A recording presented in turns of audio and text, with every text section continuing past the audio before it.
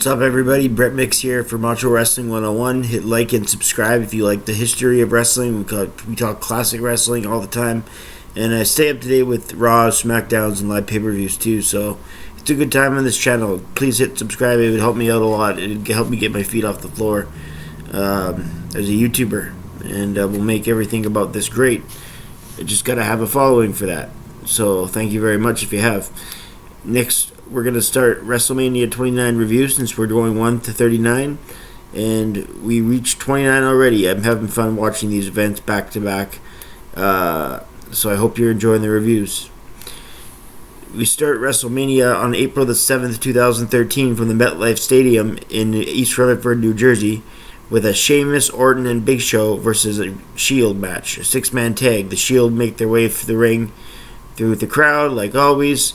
This was their WrestleMania debut, so they wanted this to be a big thing. And they ended up beating the veterans.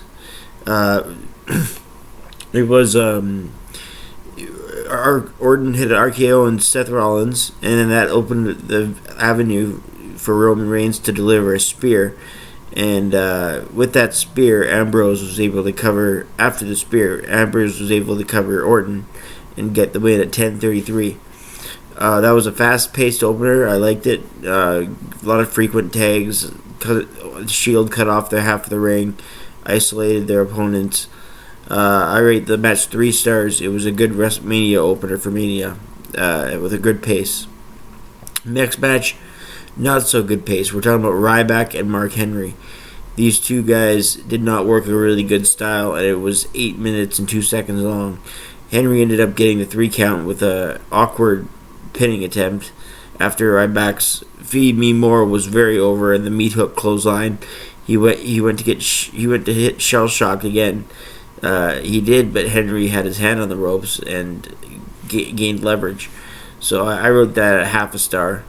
It got too much time. You could have added 5 of those minutes back to the opener, and it would have been better.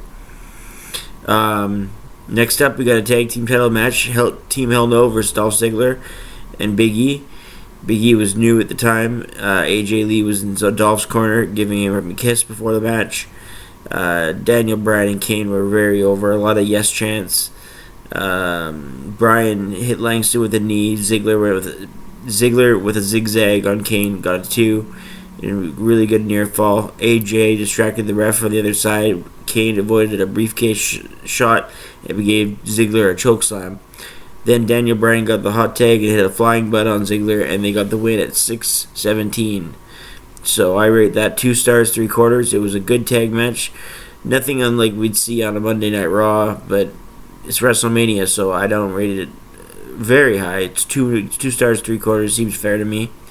Fandango took it on Chris Jericho. Next, Fandango, he was starting to become a thing in WWE. Obviously, that didn't last long, but hindsight's 2020. They didn't know that at the time. They decided to push Fandango, and like always, Jericho's, he's game to put someone over, and he did so here. Fandango countered the walls of Jericho with an inside cradle at 9:11 of the match. I gave it 2.5 stars. The gimmick didn't work for me. The match was okay. So far, every match is getting around 9 or 10 minutes on the night. I think that was okay time. I just didn't exactly feel like WrestleMania type of match. I think that's the biggest criticism or the biggest takeaway I get from that when rating it. It didn't feel like a WrestleMania match. But it was a good match. Decent to good. Not really good. Anyway, the World Heavyweight title was on the line as Alberto Del Rio took on Jack Swagger. Ricardo Rodriguez in Alberto's corner, of course, and Zeb Golter in Jack Swagger's corner.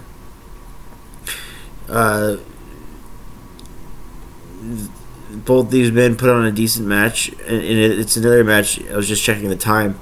It's another match that only got 10 minutes and 30 seconds to work, so they're giving each match that 9 or 10 minute slot to get their best in. Swagger counted a Patriot lock.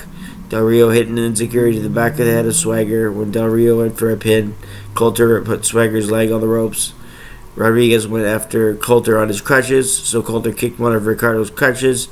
Del Rio tried to save his friend, which led to Swagger attacking Del Rio from behind. Swagger threw Del Rio into the security crawl wall. Swagger was in control. Del Rio then applied the cross arm breaker, and Swagger tapped out at 10:30. So the winner is Alberto Del Rio. Solid match for the world title. It's not exactly a world title match again on a WrestleMania. This felt like it could have been a television match. Again, I gave it 2 stars and a quarter. I think that seems fair. Next match, we got Undertaker, who's 20-0 at WrestleMania against CM Punk. Punk was as over as he'd been at a WrestleMania ever at this point. And Undertaker, you're going for 21-0, or is it going to be 20-1? He had Paul Bear recently passed, so he had him to fight for, and they incorporated the urn into this match as Heyman was Punk's manager, and they did a lot of the wrestling business kind of stuff. When someone dies, they work it into the angle.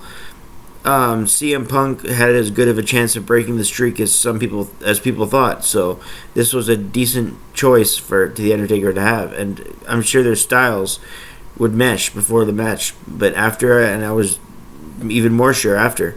This is a classic. I think it works so well because they haven't met each other before this. It's not a regular match you'd see on SmackDown or Raw, Undertaker versus CM Punk. And plus, I always like the little man working with the big man. I think the execution of this match was just perfect. Undertaker and CM Punk just had great chemistry. It was at 22:07 when the Undertaker got the win after folding Punk's arms. But before that, Punk hit his running knee at the corner, and the last ride, Punk did that. When the Undertaker went for the last ride, Punk hit the urn spot where he hit the Undertaker in the head.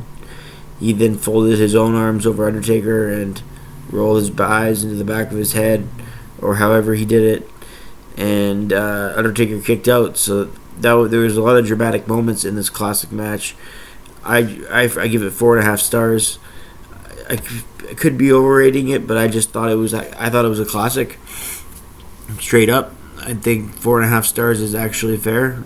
CM Punk and The Undertaker, it's one of those matches you can go back and watch, and even right now, and still be entertained by it and enthralled by the streak. This will be the streak's last victory too, so it's also holds a famous.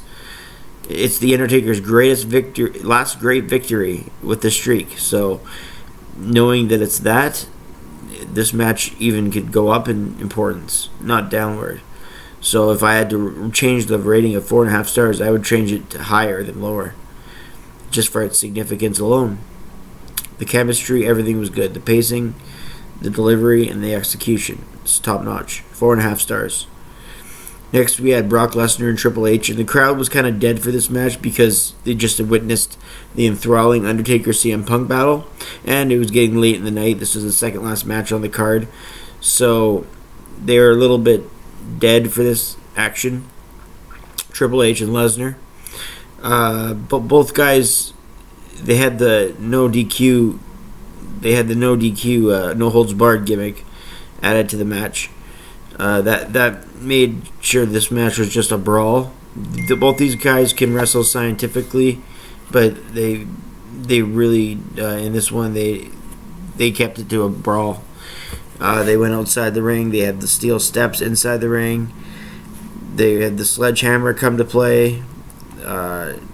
Triple H did his big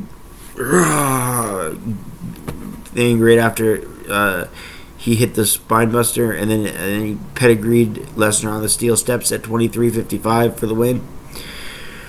I give the match 3.5 stars. I could be higher, but I just thought the brawling was good. I thought some parts dragged a little bit. I think both guys are capable of a lot more than they gave, and I think that's why I'm giving it 3.5 stars, because I could see these guys putting on a 4.5 star match. But we saw what a 4.5 star match looked like right before this, and it didn't really compare. So I have to give it 3.5 stars. It'd be kind of a hypocrite if I gave this 4.5, because they didn't. You can see what 4.5 looks like, and then right away you're next to it, and it's not quite that. So that's why I gave this match 3.5 stars. It was well built and executed, but some parts dragged a little bit, and not a bad match though. Not anywhere near meh. It was a good match, very good. All right, so now we get the second Rock versus Cena. I think everybody and their grandmother knew that The Rock wasn't going to come back to WrestleMania and beat John Cena twice. Everyone knew that John Cena was getting this victory the second The Rock won the last one. But that didn't take away from it. However, what did take away from it is the let's kick out of each other's finisher spots. The entire 20 minutes of the match was the second half of the match, 15 to 20 minutes, was them kicking out of big spots, high spots. It made the match like a roller coaster, and I think The Rock was in better ring shape in this match than the last one. There wasn't as many bear hugs and headlocks as the last one either, so I think the pacing was a little bit better. It just didn't feel as big, and the ending wasn't as climatic, because we didn't know who would win the last one, but this one we all knew. So I think that take away from its eventual winner. That's just my opinion. So I rate this 3 stars and a quarter. Overall, I give this WrestleMania a 6.5 out of 10. I think there was a lot of great stuff on the show, but other than that, it felt like a glorified Raw for some of them as well. So 6.5 in the good zone, not anywhere near bad or average, not anywhere near great or classic, just in the good zone for WrestleMania. I'm Brett Mix. Thank you for watching them. Hit like and subscribe, and that's my opinion, and I'm out.